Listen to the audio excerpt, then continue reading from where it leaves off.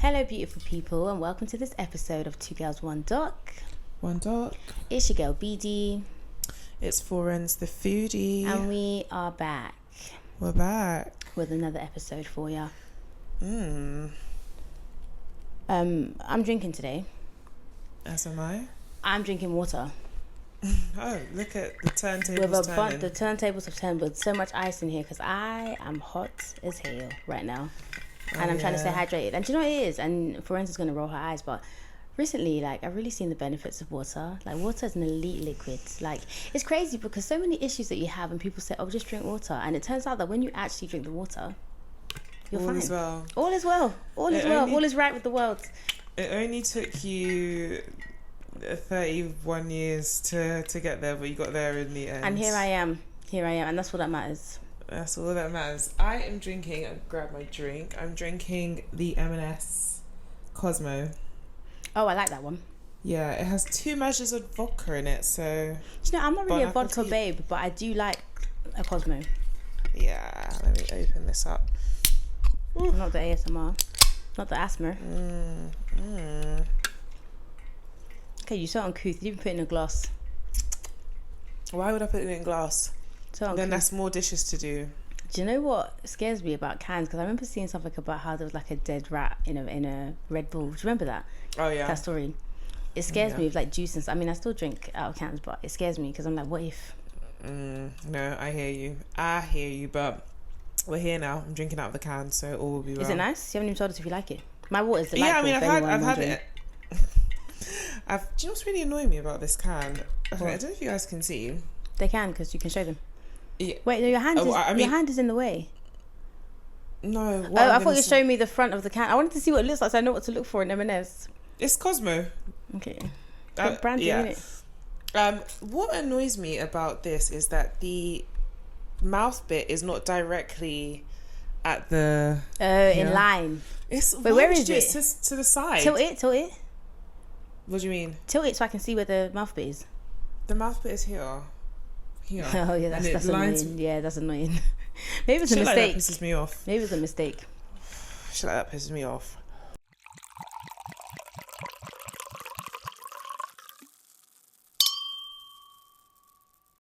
Anyway, you like it or no? No, I like it. I mean, I've had it, okay. So I wouldn't complain. I like it. Right. Well, what documentary are we doing today? We are doing the Can't Mom. The mom who can't. It's so funny you did it in an American accent because it's notably a British story. When I saw the mum, the M-U-M, I said, get in England.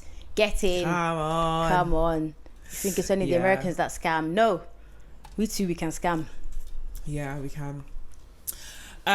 So, do you know what? I'll reserve all comments to the end.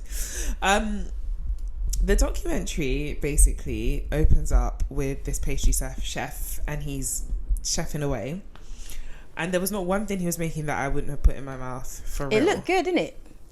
But I do think that pastry chefs are like artistes.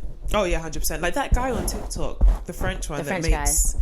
Yeah, all sorts. Yeah, they are definitely artists. Yeah. And basically we meet who, I mean, from early on you can assume is his partner, and they talk about how they met and how they started their business and just falling in love and how they're opposite. Like the guy was like, she is really fit and she eats really clean. I'm like steak and cheese like kind of guy. So opposites attract. And I was like, oh, that's cute. It was very cute. It was cute. Yeah, it's obvious that he knows he's punching as he should. So yeah, and it's been like a very genuine, loving connection. So we basically learned that the guy's name is Graham, and he was born in an army base in Germany, similar to J. Cole. I thought you were going to say similar to me, and I was like, sis, you were born in an army base. I was born in Lagos, Nigeria. I know, that's why I was so confused. And then was put into care for 2 years before his dad and his stepmom came to get him, and then he lived with them. And like obviously, like from the beginning, you can kind of tell there's something about the dad and whatever, but we don't get into that at this stage. Yeah. So one day at this point he's basically said like, look, he never knew his mum, you know, and it kind of was a gaping hole for him. And one day him and his babe are looking for his certificate, and her name is Hannah, so sorry, Heather. Not Hannah, Heather. And they are like clearing things out, and they find his birth certificate, and they basically see the mum's name on it, because he knows nothing about his mum at this point in time. And she's like, okay, let's try and find her online. And I kind of get it, because I have a relative that, from my dad's side, that basically like, it really bothers me that we don't know anything about this person. And he's kind of like, my dad should be the one spearheading this, and he's just like, I have enough relatives as it is, I'm not really fussed. And I'm like, nah, I really want to know who this person is, like they live in this country. But why? I just don't like not knowing things. Yeah, but is it about like, oh, I like, this is my family member, I want to get to know them, like what if, you know, this is a connection? Or is it kind of like, oh, I just need to know kind of thing, like I just want to find them? It's like I need to know. I mean, obviously if a really positive connection comes out of it, fine, but I mean, I have a lot of family that I'm really close to and I love, so it's not like I'm lacking in family. I don't feel like a gaping hole in my life because I don't know much about this person, but it's more just like, I kind of just feel like I want to know. I'm curious, like what life did they live and all of this. I mean, I get it. Like even in Graham's case, like it's your mum. Do you know what I mean? Yeah, like, mum is so different. Like, you've grown up. Like yeah, it's like it's such a. And the thing is, he's 45 at the time this all happened. So you can go through life, you can achieve things, you can like live your life, do what you want to do, but there's always going to be, like you said, like a void. There's always going to be like, oh, my mum, like it's almost a question of like, who am I, where did I come from, kind of thing. Yeah, because even if you don't get along with your parents, like, you know from whence you came. Do you know what I mean? Like you kind of get why your mannerisms are the same way. If someone asks you, oh, any diabetes in the family, you know what the answer you can is. Answer. Do you know what I mean? Things like that. So crazy. Yeah, sad. So basically they try to find her, there's no luck, and Heather, they just kind of leave it. Then Heather finds out that she's pregnant, so obviously they're really, really happy. They're, you know, this is COVID, it's lockdown. We see like clips of the baby shower. And for context, Graham, I believe, is biracial. Yeah, I mean, there's black in there somewhere. Yeah, I mean, to me, looking at him, I just thought he was like maybe like a black man. Yeah, like he doesn't, but yeah, he's definitely black. Heather is like a white woman. She's from New Zealand. Yeah, everything will kind of come together towards the end. So anyways, one day Graham receives this email. So this is after they find out Heather's pregnant. He receives this email from his mother, and she is calling herself, or she's called Dion, and she's claiming to be, like I just said, his mum. And he's like, this is suspicious. So he asks her questions that it's like, I guess in a sense only your mother would know, like, okay, what are my middle names? And she's like, I didn't give him one. Trick question, I didn't give him one. Yeah, unless he later on in life got one. Like she had all the answers to all the questions. He did the right thing. Like he didn't say, oh, you're my mum, great, love this. Like he literally he interrogated her. Yeah, and this is when you start to deep that something is amiss with his dad, because I was watching this and I was like, if someone emailed me and they were like, oh, I'm a long lost auntie or something like that, first thing I'm doing is I'm going to my dad and being like, do you know this person? Wagwan. Like, but for the fact that he couldn't go to his dad and be like, is this my mum? It's the fact that he had to find his birth certificate and then find out from there that you're like, okay, cool, like whatever's going on with you and dad, like you guys are not cool, or he didn't tell you, he did. It's I'm not even to be that person, but like it's the fact that it's your mum that you didn't have. Like it's not like, oh, you know, your mum was like, oh, I don't know who your dad is. It's like your dad's not going to be like, I don't know who your mum is. Like he knows who your mum is. Do you get what I mean? Like, So and he basically also says within this as well that I've lost my train of thought there. Anyways, so Dion was basically staying in Liverpool and asks Graham and Heather to come and see her, like, you know, let's meet. Yeah. So he says that once he sees her, there's like an instant bond. Like the way you bond with, like, he basically described as like the skin to skin contact a baby has with its mum, and you feel that bond from birth. There's like an instant bond. And I always wonder, like, if I didn't know like my mum or my dad or a sibling, if I met them, would I feel instant kinship? I don't actually think so. I don't think so. I think that a lot of what happens in the documentary is kind of like, cool, I give him a blight because it's such a void that you want to be filled. Such a void that you want to be filled. I feel like you want this thing so much, and then like you're getting it, and you want it. It's like you're wishing it to be true, or wishing it to be everything that you thought it would be. I think that like, if this was, I don't know, someone who had emailed him for maybe like a business opportunity or something, that he probably would have approached it with a lot more skepticism. I think but that he needed something on an emotional level, and that's why we got where we are. I completely agree. Because even like with my sisters, we always say like, sisters by birth, friends by choice. Like, they're my soulmates and my best friends, but that was worked at. That was a choice we all made, that look, we're going to be close, we put in the effort, we see each other, we talk every day, we do all of those things. So I don't actually believe in this whole thing of like, once you see a family member you feel this instant connection. But also I've never experienced, that's what I'm saying, you'll never know, because you don't have that, unless the family member that you're looking for, if you then meet them and you're like, oh my goodness, like I just know. Do you see what I mean? But that's the only way, that's the only, like, it's not, there's no controlled experiment that we can do to be like, oh maybe. But anyways, he says he feels like, and who are we to tell him that he didn't? Do you know what I mean? 100%. I believe him. I think he felt feels. that. I think he definitely felt that. So then basically Dion alludes to the fact whilst they're there that like he was forcibly taken from her, and like, how do I best describe what Dion looks like? I thought Dion was like a Jamaican woman. Really? She looks Samoan to me. I thought she was Jamaican at first. I thought she was like Caribbean, because you know, like, especially light. like they're light, and I thought she was Caribbean. I thought Graham was Caribbean when I first saw him. I thought he was Caribbean as well, but I mean, we don't know what his dad is. His dad could be Caribbean, but I thought he was just a Caribbean man. I also thought that his mum was Caribbean, like. And I think sometimes like Samoan and Caribbean, or like Guyanese maybe. Yeah, they can look similar anyways. So like, I literally just thought that was a Caribbean woman. So my husband was watching this again. This was another documentary I watched with my husband, and I really enjoy watching it with him, because obviously he does not do this podcast, so he watches it as like solely as a consumer, not thinking about narrating this to anyone else. And his thoughts and commentary they're just so interesting to me. But anyways, I'll let you know what he said later. But yeah, so as I was watching it, I was just like, I thought she was a Caribbean woman. Yeah. So anyways, they meet, and then everything is great, and she pulls him into a room, and she's basically like, look, I have cancer and I have 6 months left to live. And I just think, if I was going to, spoiler alert, lie about a illness, I wouldn't lie about cancer. Not because of karma and all those things. I mean, yes, there's that, but also because I kind of feel like it's like you have to prove so many things. Like there's chemo, you're meant to prove so many things. I do think you do. You have to, because these people keep lying about cancer and they're not proving anything. Feeling this cocktail. So what? 2 sips in. But people keep lying about cancer, and it's like, what are they proving? Do you get what I mean? Because people around them are dumb. If I came to you today and I was like, oh, I have cancer, of course in the media you're going to believe me. Yeah, but exactly. But after months of me not dying, losing weight, 6 months. Not even dying. Yeah, she actually looked. She looked fed. You know, back in the day, it's like if you were fat, it was a sign of wealth. It's like you have money for food to nourish your body. I'm going to talk about her looks. She was getting bigger and bigger and bigger. I'm going to talk to you about her looks later.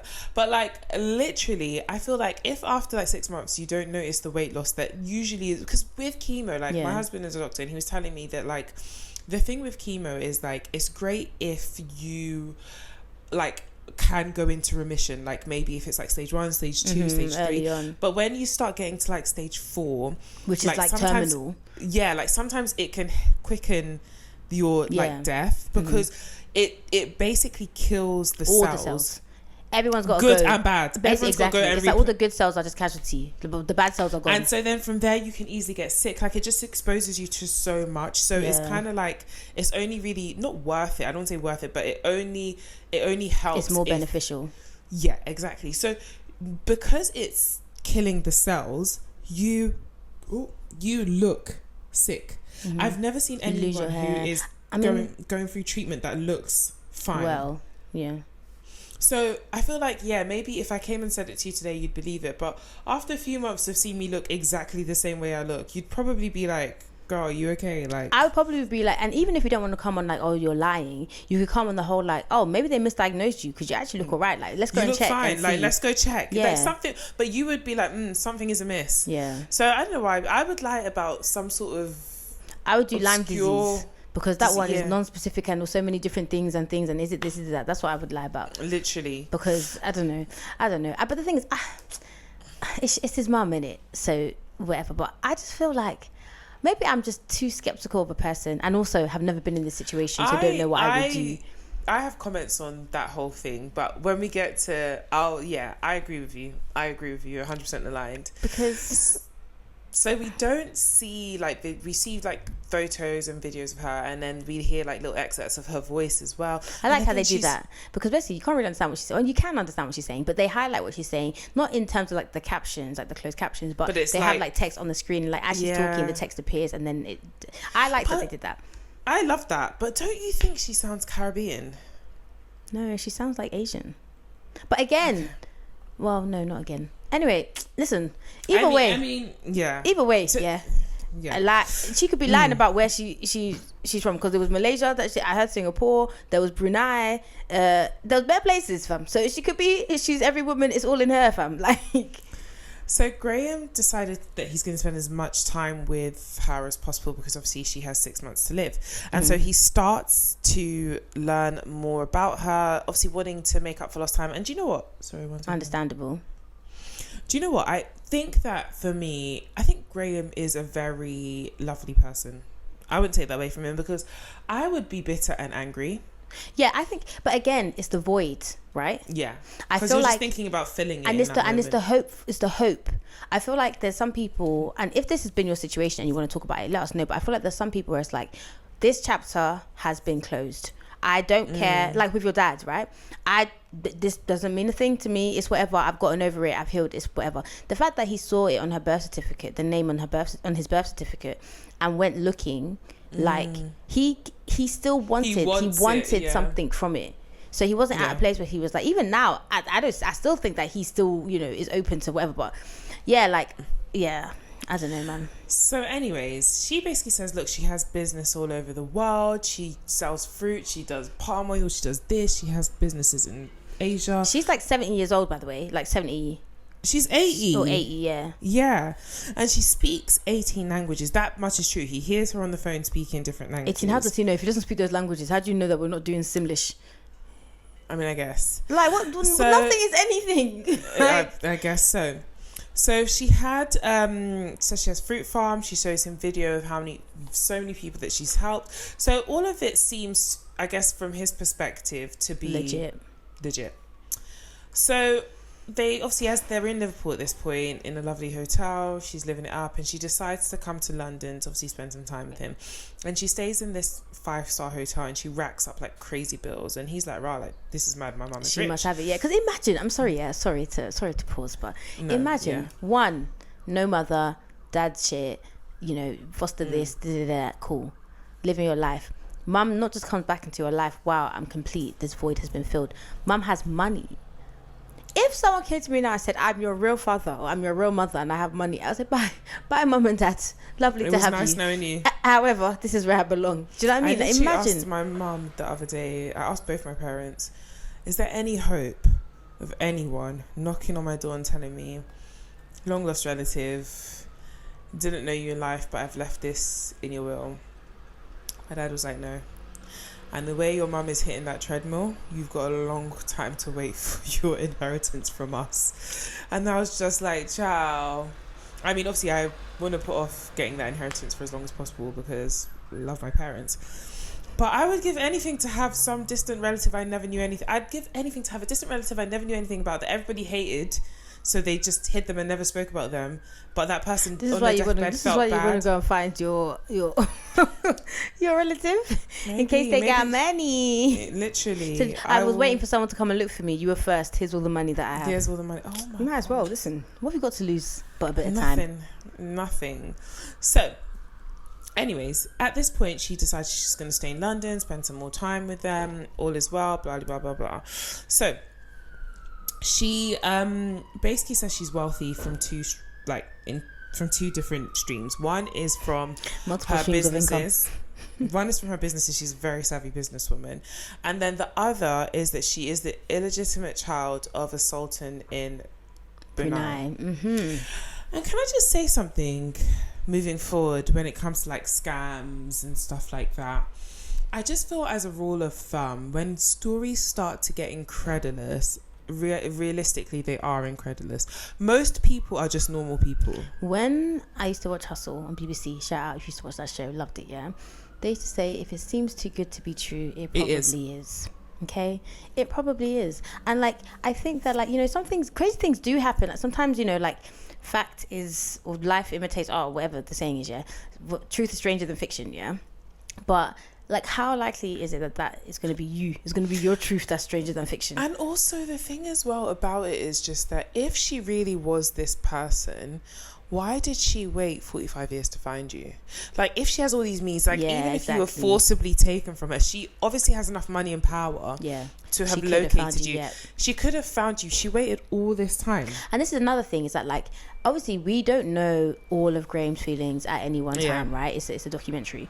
However, to me, I feel like, first of all, you've come to find me 45, whatever. Fine. Maybe I'm happy. I feel loved. I'm whatever. Cool. Then you come and tell me that you have money. I'm going to be looking at you like, you raggedy bitch. So you, all this time... That's what I was thinking. That's what I'd be like, all this time, you could have come to find me. You didn't. Why now? It would have been better if you told me you were a crackhead.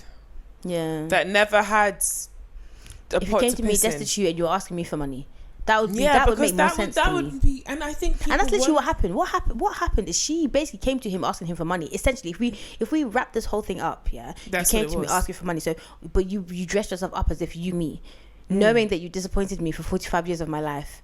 I just feel like insane? People need and to are you even his mum? People need to understand that most people are just normal people. That is, I want you guys all, if there's one thing you take away from this documentary, most people are normal But people. the problem with that is that then means that some people are not normal people. And those some people are not going to come in contact with you. They are not going to email you, And I'm so sorry, babe. I'm so sorry to say, that is the truth. Like, I am comfortable, I'm in a good financial situation, but the reality of the situation is I'm not going to come in contact with a multi-millionaire that wants to lavish me. Claiming to be my mother. It just isn't. So you need to understand, like, when you get loved scammed, this scammed and that person, the story they're telling you, it is a lie. Because that if they were really that person, they would not be messaging you. And if they were related to you, they would have found you a long time ago. 2 + 2 oftentimes equals 4. It's 4. It's never and I 6. feel like if it even feels like it's like 4.5, we should run. Do you know what I mean? Anyways, so they go to the Dorchester, which is a lovely hotel. Lavish. And everyone knows who his mum is. So he's just like, yeah, like the story's making sense because she walked in there, people know who she is. It's such a shame. Nothing is until you see it on some sort of reputable paper, nothing is anything. Listen, nothing is anything. But the thing is, like, of all the scams that we've covered, of all the documentaries that we've watched, of all the stories that we've heard, this is the one that I would give a bly the most, okay? Because, cool, she comes to you, you know, I'm your mum, I'm rich. Not only is it I'm your mum, I'm rich, you're displaying wealth. And not only that, but you literally are in these spaces and people know you. That tells me that 1, you can afford to be here, and 2, you've been here so many times that people recognize you. You're not like Anna Delvey pretending to be whatever. Like, people are cool with you. I wouldn't say it goes far as saying I give it a bly. What I would say is that I understand believing it. That's about as much as that's a bly. No, I think that like. But the actions that follow, I don't. No, of course. Listen, no one is saying that they're Team Graham over here. Yeah, because as the documentary progresses, I want to grab him by the neck and be like, "Wake up!" Honestly, and I feel bad for Heather, but we'll get there. Heather is the victim in this. Honestly. So at this point, she's like, look, I've been gone for however many years, 40-something years. I want to make up. I love you so much. Kisses, hugs, whatever.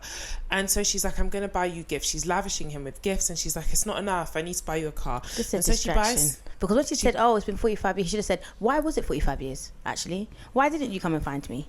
Yeah, that is a bigger question. So she decides to buy him a Range Rover, and she's like, that's not enough. She buys Heather a BMW because she's like, you need to put my grandchild in a comfortable car. And she's going to Rolls Royce, she's going to this, she's going to that. And he asks the manager at Rolls Royce, like, do you know her? And he's like, yeah, she bought 2 Phantoms from me the other day. And he's like, okay, this is adding up. Fine. Is everyone in on it, or what is going on? Like, I'll tell you my theory at the end. So Heather has her baby, yes. and it's a boy. Mm-hmm. And then moments after giving birth, and she has what is described as a difficult birth. Yeah. And moments after giving birth to her son, Dion is like, she needs support. She sends a picture that she's like, she's dying, remember? Blood. She's dying. Yeah. Yeah, remember everyone, she's dying. And he's like, okay, what can I do? Because my mum needs me, but my girl needs me. What am I going to do? And he's like, okay, you know what? It would just make sense if everyone's under one roof and I could help everyone. So he tells Dion, like, move in with us. Hold on a second. I need to change my battery. So he's like, okay, cool. Everyone knows her. Heather has the baby, and then she moves in. So Dion starts to change towards Heather. Yeah. Like, we hear little clips of her basically like trying to be controlling about how Heather raises the boy and her access to her grandson. And he's look, do you know what? Like, you've got an Asian mother who thinks she knows best, and a new mother who is quite opinionated. And the thing I want to scream and say is that you don't have an Asian mother who thinks she knows best, because she did not raise you. Exactly. What you have is your biological... She quite honestly didn't raise you. Like, literally, you have your birth mother, and that is it. Like, she's your birth mother. She should be in a very...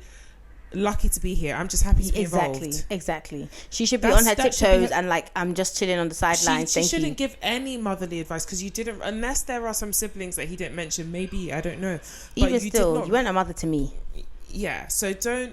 This wasn't a difficult decision. Like, your partner who's been with you for this whole time, who supported you through before all this and all the issues you had because of this, and has grown and given birth to your child, and now all of a sudden you're confused. Oh, my mum. This is a woman you just met, babe. Let's be so serious.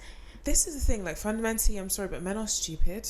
He was dumb. This documentary just showed me men are dumb. That was my conclusion. I literally was side-eyeing my husband the whole time. Except for Juan. Juan was the only man there with sense. No, he wasn't. Yeah, but he was. We'll talk about that. No, we'll get to why I think he's equally as stupid. Oh, because he wasn't a good friend. Anyway, crack on. Yeah. So, basically, he's just there, piggy in the middle, like a fool. And he put himself in the middle because there was no need. For me, that would piss me off so much, because it's like, look, hey, this is my family, actually. So if you've got a problem with her and you don't want to be here, you can leave. Yeah, you can leave. Like, it's really literally not like if my mom or my husband, like, these are moms who have been mothers to their kids. You are a random woman that I met 2 weeks ago. And also, he didn't even stop to think, oh, she has nowhere else to stay. Like, what was her plan before she reconnected with you? Exactly. Who would she have gone to? Because he invited her to stay. It wasn't like she was begging to stay. I can't stand men. Anyways, so basically, Heather's like, okay, this is fishy as hell. 2 months after giving birth, Dion's like, look, I'm going to come into a lot of money. I've got 4 months to live, or however many months she is on the countdown now. I think you should go to Switzerland so I can hand everything over to you. You're going to come into a lot of money. And he's like, yeah, sure, cool, let's go. So Graham and his mom go to Switzerland, and they're staying in this expensive hotel. And she's doing this because she wants to edge Heather out. She's clocking that Heather will clock her game. So she's trying to edge her out. Yeah. So they go to Switzerland. They're staying in this expensive hotel in Zurich. He invites his friend Juan to come and join them for a drink. Juan meets his mum. There's a banker there. And Juan's like, yeah, like, I've never seen, like, Graham like this. He's like a kid. She's feeding him cake. She's doing this. She's doing that. Like, he feels like a child again, which I understand the regression, because you've missed out on all these years. Like, I had all these years with my mum where she, obviously I don't remember being breastfed, but she breastfed me. She, you know, I have core memories of being my mum's handbag. Anywhere she went, she was the first of all her friends to have kids, so anywhere she went, I went. All her friends basically raised me. Like, I was the baby of the group. Like, I have all those core memories of my mother mothering me and making those memories. So I understand the regression into a child, because you want to almost... you having everything that you've always wanted. She's giving you what you've wanted. It's like, yeah. And so she does this thing where she really makes herself close to... She makes you feel like you are special and close to her. So she calls everyone her grandson. She calls Juan her grandson, which I feel like it's not normal. Like, if I met someone today, even if you were related to me and I haven't known you my whole life, I'm not going to immediately try to create a kinship. I think that's a culture thing. You wouldn't try, because even like with Nigerian culture, how many like big mummy, like there's big mummies everywhere. Do you know what I mean? It's like you meet someone and it's like, okay, cool, that's your auntie. Like it's a culture thing. And also like we have to remember that she is an elderly woman, yeah. But it's not just the calling of the name, it's the expectations that come with it that everyone just seems okay with. Yeah, but I think that I don't know that they're okay with it, because I feel like everybody kind of feels a bit like, oh, okay, like they justify it to themselves and do it. But it's like a sense of entitlement that I do think comes with, one, it's the culture, because I can very much see Nigerians moving the way that she moved, and also with her age. Like you get to an age where they just don't give a fuck. Like, what are you gonna do? You're gonna beat me up? I'm an 8-year-old. What are you gonna do? That's true. It's like they command a certain level of respect, because it's like, all right, cool, you're an old woman. Not only that, but like you're an old woman who's gonna help me. Of course, I'm gonna just like, cool, let me just do it now, so that it's fine. So they meet with this banker in Zurich who we never see his face, we never know his name, but basically he's the banker of some major bank. They don't disclose the bank, and he's like, yeah, you can come and look at the documents after it's like hours. A private bank, private room. It's a private bank. You need like a minimum of 30 million in your account to have an account there. And it's so funny because I used to work in banking, and I remember them saying like people like Oprah, all of these rich people, they don't bank the way we bank. Of course not, impossible. Like they don't just have a normal account, they have these private accounts where you definitely need a minimum to even open an account. What more, like they don't have like cash in their thing. It's so interesting. Like I've always wanted to be wealthy enough to have a safety deposit box, because it's just like, wow, like I have the coins, that there's something that's so precious I wouldn't even keep it at home. I mean, the closest thing I have to that is I have gold coins, but it's not enough. I need jewels. Is it in a safety deposit box? It is in my mum's locked cabinets. Some people have safety deposit boxes and they put trinkets or things that aren't even worth that much. But to be rich enough to have the access to the safety deposit box to put whatever you want in there. People have documents. That's what I'm saying. That's what I'm saying. But you need to be rich enough to. What am I going to put in the safety deposit box? My spare key, like, please. So they go after hours, and they're in a private room, and he's like, yeah, it's a bit strange, no one's there, but whatever. So they're having all these chats, but there's nothing that's signed. Luckily Graham doesn't sign anything, nothing is confirmed. There's nothing to sign, but he doesn't sign anything. But the whole premise of this trip was to sign over wealth. So I'm sorry, crack on, man. This is why I don't drink water. Now my water bottle has leaked on my sofa because I forgot to shut it. If this was Mogi, this wouldn't have happened. Girl, bye. So the conversations they're having around the money are hundreds of millions. So Graham is like, rah, like, I'm actually set for life. And he's thinking, yeah, do you know what? This would be good because I'm going to be, like, good. Like, my son's going to be good. And it's not enough that Dion is, like, saying all these things. She's like to Zwan, oh, you're my grandson. Let me go find you a house. They're going and viewing properties. And they're looking at huge homes, and Juan is like, yeah, like this is too much for me. Like I'm actually alright. But she's like, fine, if you don't want the house, I'll give you 7 million. And my husband and I looked at each other and we burst out laughing, because the thing is, if you are Nigerian, you know people with money, right? Nigerians know people with stupid money. There is no one that is this rich that gives out money, because they wouldn't be. No, but remember, there's the caveat of her dying soon, so it's kind of like, I can't take this money with me, so I might as well give you this thing. Even if she was dying tomorrow and she knew for sure that was the end of her life, rich people don't move like this. Yeah, that's why they're rich. That's why they're rich. Some of the stingiest people I actually know are millionaires. Some of the people I know that if I needed a pot to piss in, they would not give it to me. They have millions in the bank. Rich people are not generous. There are some rich people that are. Some of them do stuff for show, but the reason they stay wealthy is because they conserve their cash and they are stringent down to the penny. Like, they are so meticulous with their money. Nobody, even if you were dying, if they're dying, they would rather withdraw all the cash, bury themselves with it, than give out money like this. Even if they write you in their will. How many wealthy people do you know have written their kids out of their will? Bill Gates, apparently Jeff Bezos. Like, Elon Musk has written out how many of his kids have. These people don't do stuff like this. Yeah. Because if she was moving like this her whole life, she wouldn't be rich. So it's mad. someone you just met, you want to buy a house. Yeah. Be so for and real. I think one was right to be like, nah, because sometimes in life, like, you just have to look at it and be like, I don't need all this, like, and what am I gonna? It's like selling my soul. Like, what are you gonna want for this? Exactly. What are you gonna want? That's after? my dad always used to tell me, like, when people give you stuff, ask yourself, what do you? Because everything is transactional. What do they want in return? There are very few people who will give you and just give of themselves freely. Like, when we're growing up, he never used to like, oh, accepting this, unless he had a very close relationship with that person and he knew that, oh, he'd sewn into that friend's life and they're so. But other than that, he's like, nah, because people want something that it. I mean, even in this situation, like, Juan said no to the house, but she still asked him for Why something. would you say yes? No, but she still asked him for something. So it's like, imagine if he had said yes. Obviously, he would have never got the house anyway. So, like, you know, that's spoiler. Yeah, that's that. Yeah.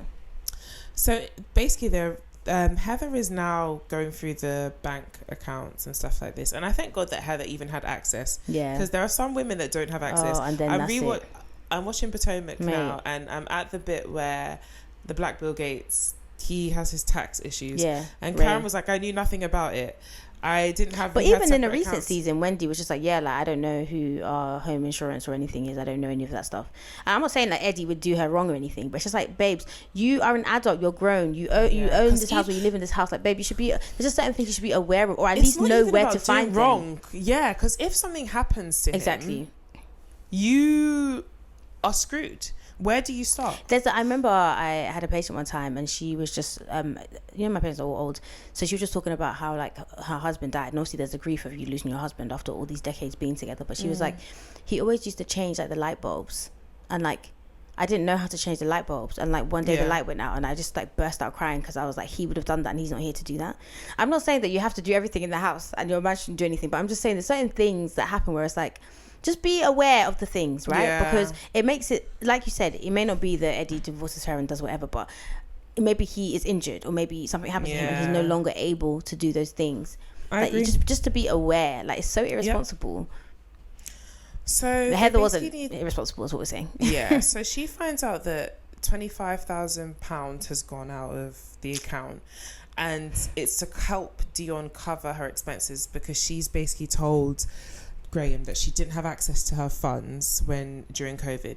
And can I just say another thing? Even if you go as far as you meet someone who promises you heaven and earth, and you do not heed to the advice I gave you at the beginning, which is you're not going to meet this kind of person, I need you guys to understand something. Rich people always have access to funds. And even if they don't have access to their funds, they have better people to ask than you. Absolutely.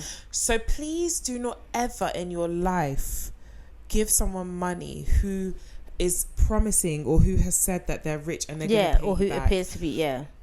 The most I can do is I'll cover dinner, because I know that even if it will bother me that I lose that money, it's not going to break the bank. But the thing is, even if you're saying covering dinner, we're not going to Gaucho. These men are going, they're doing £350 bottles of wine, and doing. I'm not covering that dinner. I'm so sorry about it. I would say, babe, let's go Nando's. You don't want to go Nando's? Everyone has that. But the thing is, I understand the dinner bits, because the bill is coming and then she's saying, what are you going to do? You're going to run out of the restaurant. But the thing is, if you don't have it, you don't have it. If you go to dinner now and someone says to you, okay, cool, this bill is £30,000, are you telling me that you're going to be like, all right, cool, I'm going into my savings now, I'm going to give you no, you're not. You're not. No, of course I don't have it. But what I'm saying is that, like, I mean, okay, fair enough. £30,000 crazy. If you don't have it, you actually don't have it. That's what I'm saying. That's why I'm like looking at Graham like, oh, maybe somewhere, somehow you had it, because people aren't scamming. I mean, people aren't doing extra luxurious scams like this for the poor, the downtrodden. Maybe they scam them in other ways. But they're not. You would be. So people take out. I mean, to be fair, cards, take out loans, sell their houses. It's not that they have it. It's true. People are just they find stupid. It. And do you know what it is as well? Like, I was watching Love Rats on Netflix, and you actually get to a point where you've invested so much money that even admitting to yourself that this could not be real is almost more heartbreaking than coming out and actually being just like, taking the L for what it is. You have to keep going in hopes that you're gonna recoup your loss, or it's gonna be worth it. So they are in Switzerland. They've extended the trip because paperwork isn't ready. It was meant to be 4 days, and now it's like 2 months they're there. Yeah, and you have a newborn. Sorry, I would lose it. Do you know what? I would have been in New Zealand by the time he got back. I was about to say, I would pack myself. I wouldn't even tell you I was leaving, and I would have been in New. You would Heather come did back well. and you never the house would would have be seen empty. me. You never would have seen I me. would have been in New Zealand before he got back, and then I just stopped answering your calls. Are you insane? Are you insane? I've had a traumatic birth. For a woman you've just met. Insane. Which is essentially what and she now is. if Heather comes to say, this woman, she's not even your mum, fam, like, you just met her. Now I'm the bad guy. So they're spending all this money, and basically when Juan is left alone with her, she basically asks him for money and says, don't tell Graham. And this is why I said, he's like, yeah, that's when some alarm bells went off in his head, blah, blah, blah. And I need people to understand, I know that friendship means different things to different people. And I also know that culturally, friendship is different to certain cultures than other people. Like, especially like in African culture, we see friends as like, oh yeah, like, there's a kinship, that's your this or that. But I need you to understand, if you have a friend that watches you walk into fire and does not say anything, you're better off without that friend. How you can sit there and this woman asks you for money, that this man was not raised with this woman, so she is essentially a stranger. That blood birth, whatever, doesn't your mean friendship is tighter and closer. That bond is closer and better than what he has with this woman. You've demonstrated more love for him over the however many years you've been friends than this woman. And you sit there and you don't say anything to him. Do you know what? I think are not someone that needs to be that's insane. I think that his whole thing was, I know that he really loved her, this is his mum, and my thing is that, like, no one's saying that you should say, you dumb bitch. You can't. You see, she's scamming. All you need to say is, "Oh, bro, I'm making you aware that your mum asked for money. Maybe check if she's good." Yeah, that would have been enough. A word because is my loyalty is to you, my friend, and not to this random woman that I and you just met. I need you people to get rid of these friends that watch you walk into fire. Anyways, at this point, Greg keeps extending the trip. And for all Juan has his reservations, he's still there drinking the bottles, £300 bottle of wine, which is why I said he's a dumb bitch as well. He benefited from the thing. What did he pay? Nothing. He didn't lose no money. I think that Graham was none the wiser. I think that Juan was none the wiser. I just think he didn't have the money to lend her. And that's why I think in hindsight, it's easy to say, oh, there were alarm bells. I don't think he actually at the time had them. I think he's just as stupid as Graham. So at this point, she's in Switzerland. She's staying in a really nice hotel. She starts to meet people in the lobby, and she basically randomly starts calling them grandson. And then one couple, she decides to invest in their business. And basically, the woman is saying that in Asian culture, you are meant to, when someone obviously does something for you or invests, you're meant to do for them. So they spend a lot of money on her, getting her gifts, spending tens of thousands of pounds, and it's all kind of like payback for the investment she's going to make into their business. I understand that culturally that is what's expected. Just like in this culture in UK, we take people out for drinks and do this. But you wait until that money hits your account. You wait until the investment is made. Why would you do this? Because I can walk in there and say, I'm going to invest 50 million into your business. Give me everything. And that's enough for you to take me out and about. Even if you're going to take her out, or thank you even for saying that you're going to invest. Why are we going from 0 to 10,000? Why can't we do a cheeky £500 here or something affordable? You guys are like investing in an imaginary potential investment, and then you're getting nothing. So you reaped nothing. You sowed everything, you reaped nothing. Heather is starting to smell her out. Everything is becoming heightened now. Dion and Graham are obviously in this hotel together. Every 2 days, Dion is saying she's sick. She's gonna unalive herself. She doesn't want to live anymore. And Heather is like, what the fuck is going on? So at this point, Graham is like, I need to go home to my kid and my girl. And Heather was basically manipulating him, Dion wouldn't let him leave, and he basically had to fight to leave for Christmas. Bear in mind, this is his son's first Christmas. Dion's manipulating him. Heather is at home like, hey, when are you coming back? I'm telling you, his first Christmas would have been in New Zealand, babe. I would have been out of there. Are you insane?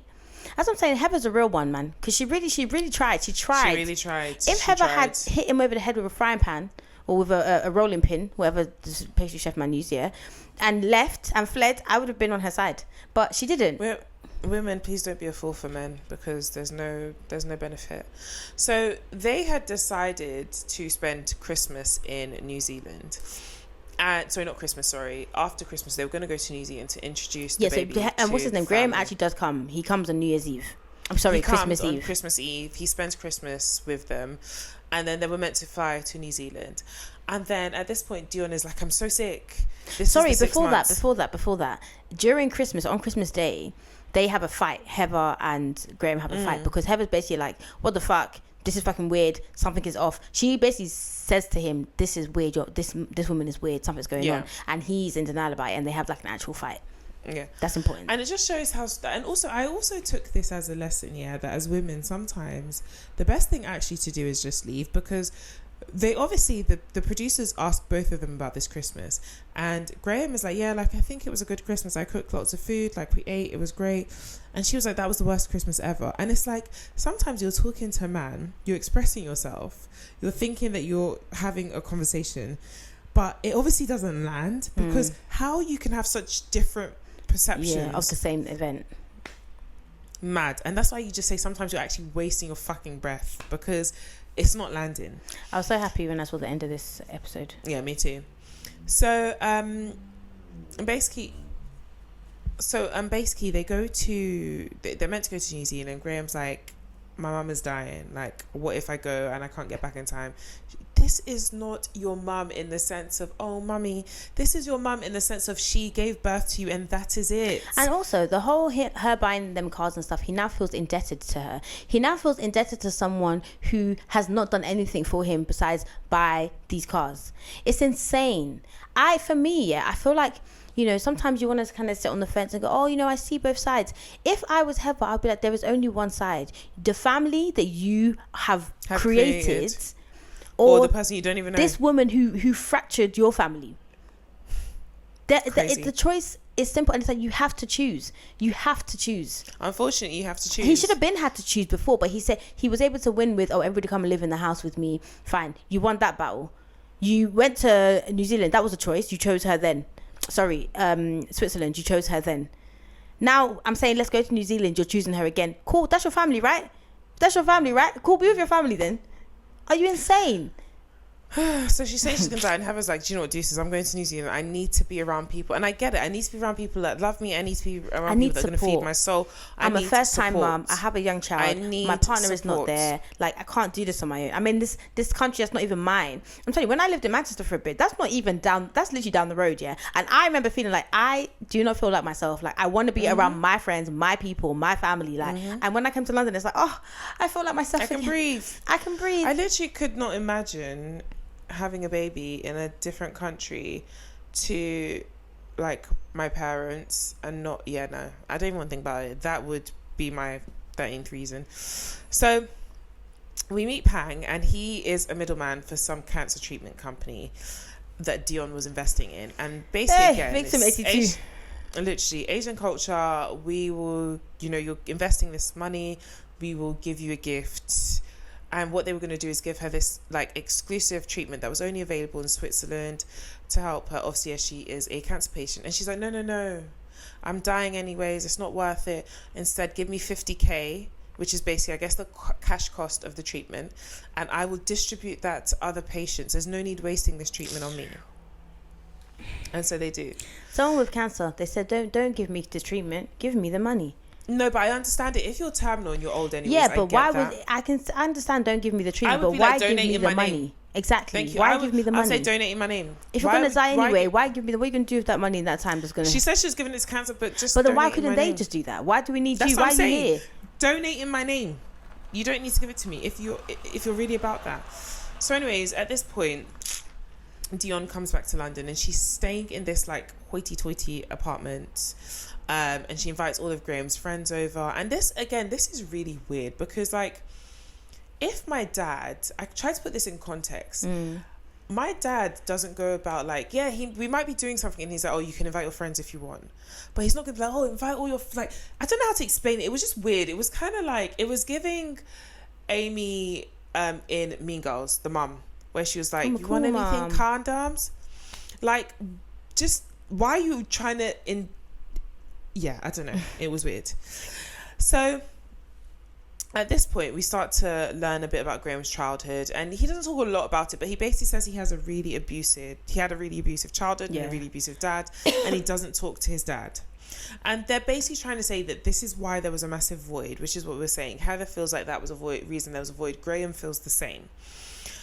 And at this point, Heather is going through finances and she's learning that Graham has gotten multiple credit cards at the behest of his mother. And he's now like basically £300,000 down the hole. Oh my God.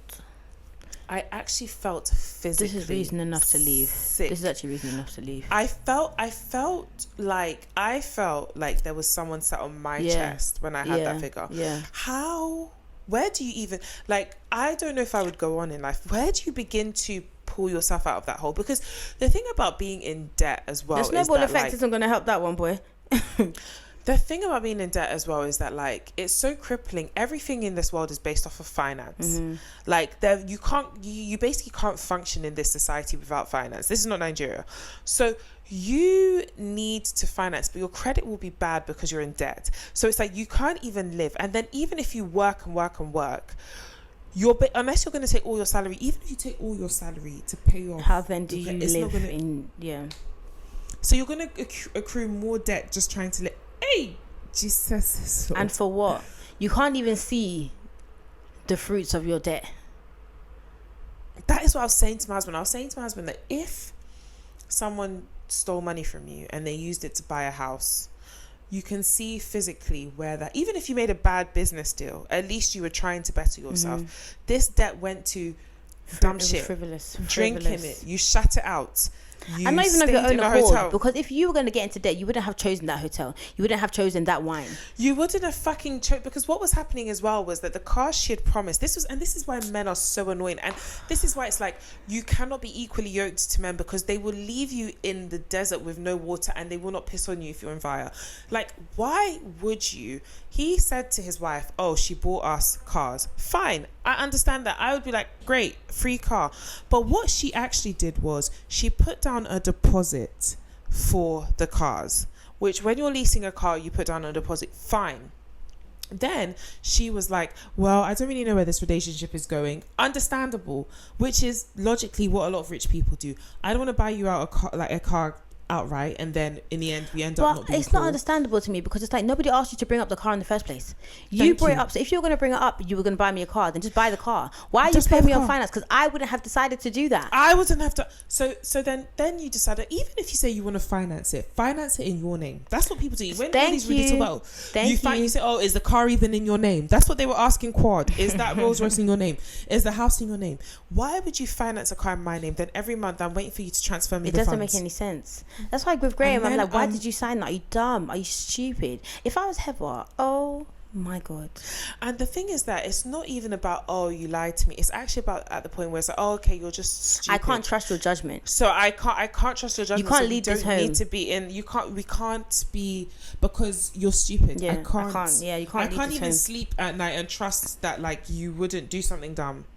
Yeah. So this is what. So all this debt is like they're paying off cars that I would not have picked a Range Rover for myself. So why am I paying off? Do you think that is only when Dion came into the picture that Graham discovered cars? No. If he wanted to have that car, if he could afford that car, he would have had that car. So basically, at this point, Heather is like, what the fuck is going on in the House of Combs? She basically talks with Juan because her and Graham's relationship is breaking down. She can't get through to him. And she's like, look, Graham is being scammed. I need you to talk to him.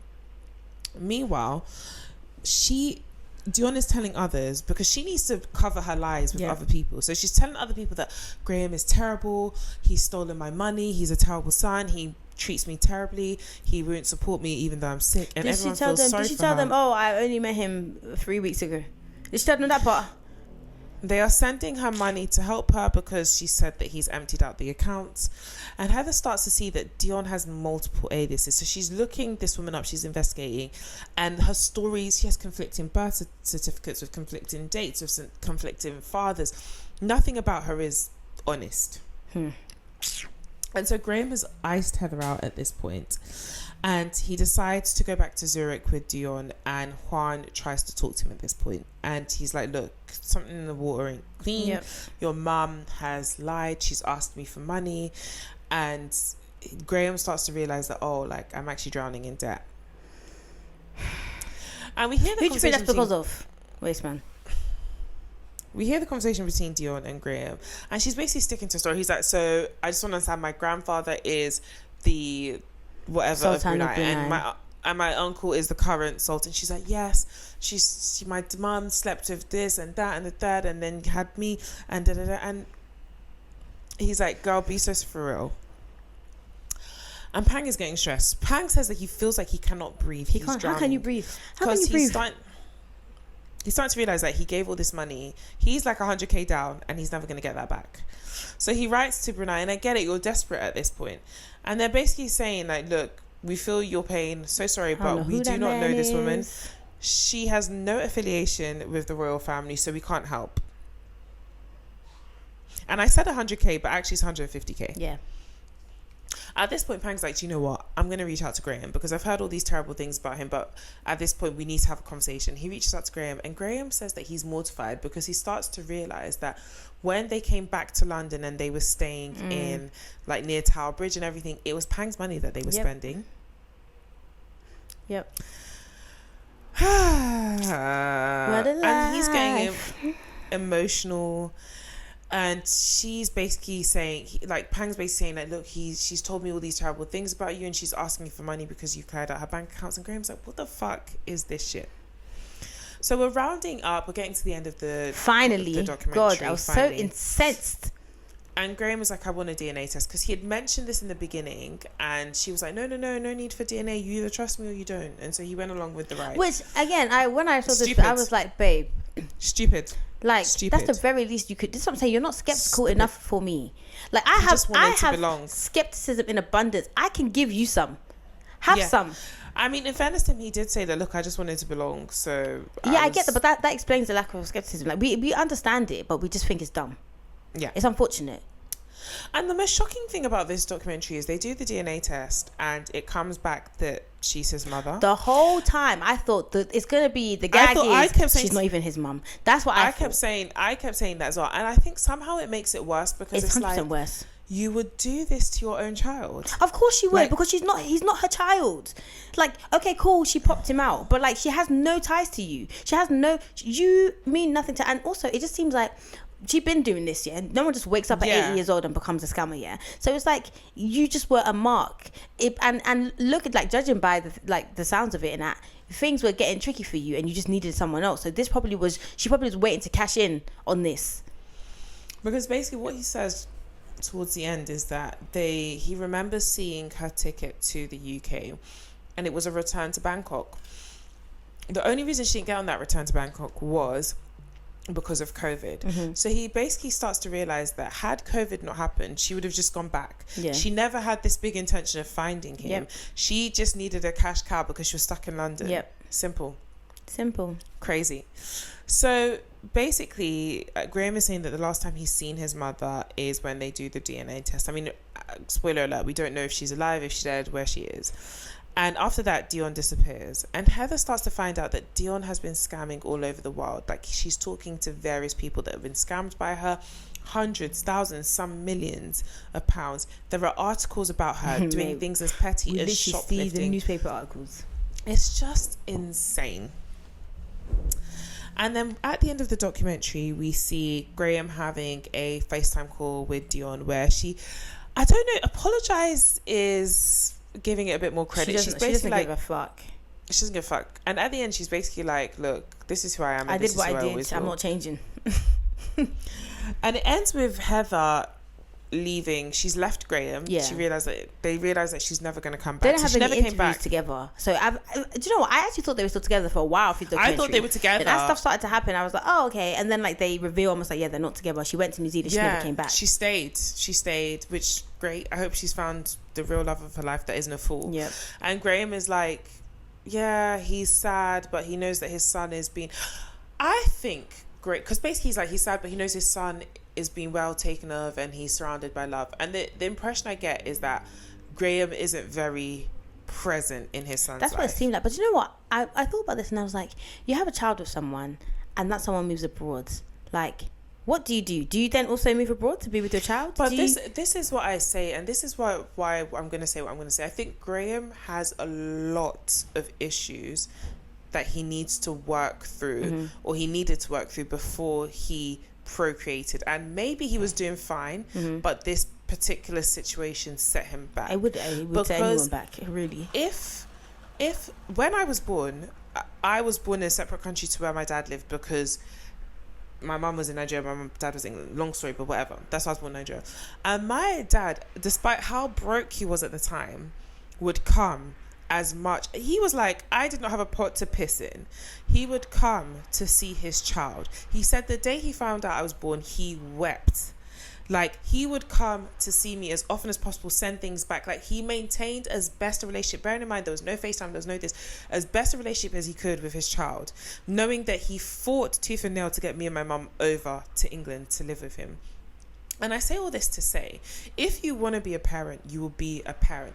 Graham kind of gives the vibes that he has a lot of shit. The fact he did all this stuff, let's remove the fact you gave her money.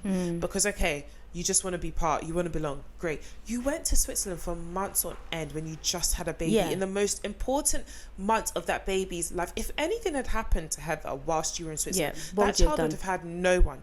He is not equipped to be anyone's father. He's not had any example of what a good parent is. He's never seen it, which is rightfully so. And he doesn't know how to. But also, I just feel like it's common sense. Like, you say, yeah. Do you know what I mean? Like, why am I begging you to come and see your child? Even if it's fuck me, why am I begging you to come and see your child? But I think we say it's common sense coming from a place of we've seen it. So for us, it's common sense. Maybe really, if you've got a dad that's abusive and your mum's a fucking scammer, maybe you really don't know better. Yeah.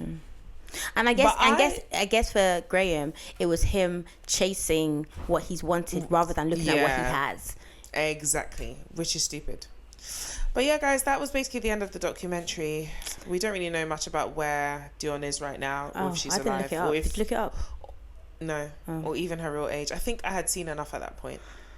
Yeah. And I started to see, I went out after that, and then I saw an old lady, and I was like, oh my gosh, she's that Dion. I started to see her everywhere, and I was just like, you know what? I don't need... But now it's time for our segment where we focus on something during the documentary that may not be criminal, but we definitely consider to be a crime. Have you got one? Yes, it's Dion's whole appearance. There was nothing about her appearance that gave wealthy. You don't think? Nothing. It's because she's old. It's because she's old. No, it's not because she's old. And do you know why it's not? Even my husband and I were saying this. We were like, this woman, he literally said, this woman looks like the kind of woman you see when you go to Liverpool Street Market. At the market. That buys... And there's nothing wrong with this kind of woman. She just does not look wealthy, because I know older, wealthy women. And he said it immediately. He said, look at the hat she's wearing. It was when she was wearing the Prada bucket hair. He was like, this... She gave those aunties that come from like fresh from Nigeria, then go back home to visit, and they're wearing all the things they think they should be wearing to show that they've made it. Like, she when I saw her immediately, I just thought, oh, like, this is just a normal older lady that's lived in London her whole life. Nothing about her gave wealth. We've already discussed in terms of the emotional reasons why maybe what's his name, whatever. Yeah, but I think what we also need to discuss is that, like, Dion had levels of audacity unseen or unknown to me, I guess. Yeah, and I think that audacity will take you far. And I don't say that to say that we should all here listening, go and scam, but I'm saying that whatever it is that we want to do in this life, yeah, you have this idea you've been wanting to do. Oh, you want to apply to this job, you just should have the audacity. Be audacious. Because look at Dion, look how she never faced any criminal consequences, by the way. So she lived la vida loca, yeah, and she has all the memories and all the pictures and things. She's not been in the jail. Yeah. The real crime, I think, was the fact that in order to prove that she really had this cancer, she used red food colouring to pretend that she had blood in her pee. I just think to myself, what are we doing? What is going on? What's the purpose? What's the meaning? Nothing is anything. Nothing is anything. But yeah, that was the documentary. Do you want to watch it? Watch it if you want, and then you can see what Dion looks like. And also, Heather, if you're out there, if you're listening, shout out you. I hope that you are happy. You so much. I hope that you are living your best life, and I hope your son is happy, healthy, and does not feel a void of any kind. Graham, really, really sorry that this happened to you. But I feel like get therapy. I feel like he'll be better from this, and he'll be better moving forward. So it's a shame it happened, but hopefully it wasn't all in vain. What are we doing next? Wait, have you seen Finders Keepers? Is it the one about... I did it to talk about it ages ago. I told you to watch it, but I don't know if you did because I wanted to cover it. Is it the one about like where there's a convent and kids are being abused? No. Okay, then maybe not. Great. Okay. So I don't know. Do you want to introduce your idea to the people or? Yeah. So we decided that it would be fun for one of us to watch a documentary the other person has never watched, and narrate it, and that person is not going to have a clue. Well, not going to have a clue, but is not actually going to know what the documentary is about, and just listen, and obviously ask questions because you won't know what it's about. So next week we're going to try that. BD will be leading with this documentary that I have not watched. I'm going to put the trailer anyway so that you guys can know what it's about. But then maybe you don't want to know I'll what it's about. check tonight. I don't think you have watched it. But then don't check because then you'll know what it's about. Okay, fine. So just don't check. And if it so happens that you know what it's about, then you just join in and it can be a normal episode. But we'll see how it goes anyway. In the meantime, between time, you can find us everywhere. 2 Girls 1 Doc, 2 Girls 1 Doc podcast on TikTok. There may have been some technical difficulties. Maybe I put this in the beginning. There may be some technical difficulties because my battery died in the beginning, and sometimes now my memory card does this thing where, like, if my battery dies, it just doesn't save it as a .mp4. It saves it, or .mov. It saves it as .dat, and then I can't access it. If anyone knows what that's about, let me know. It's never happened to me before until I got this camera. So it may be that actually you don't see anything for a while, but then you'll see us. So just persevere, and you can see this beautiful face. We're popping up. Absolutely. But yeah, that's that. Let me put this off before the camera dies. Okay, bye. Bye. And what's the problem there? I got a human foot. Have a what? A human foot. And it's plumb nasty, got me grossed out. I'd seen the grill and ended up buying it. And I opened the grill up, and there's a foot, 5 toes and 5 toenails. I decided to keep it. The Smoker Grill is now a tourist attraction. I can't believe. Who is this guy? That's my leg. He lost his leg 3 years ago, and that's just one hurdle life has thrown at him. I've been shot, run over by a state dump truck, electrocuted. I've been through a lot. An unbelievable character, isn't he? A gentleman told me today I was a household name in Hollywood, California. Everybody around here knows him as Footman. Some folks just call me Foot for short. It is a freak show, no question. It's a funny story, but it's born of tragedy. I lost my leg in a plane crash, and I lost my father.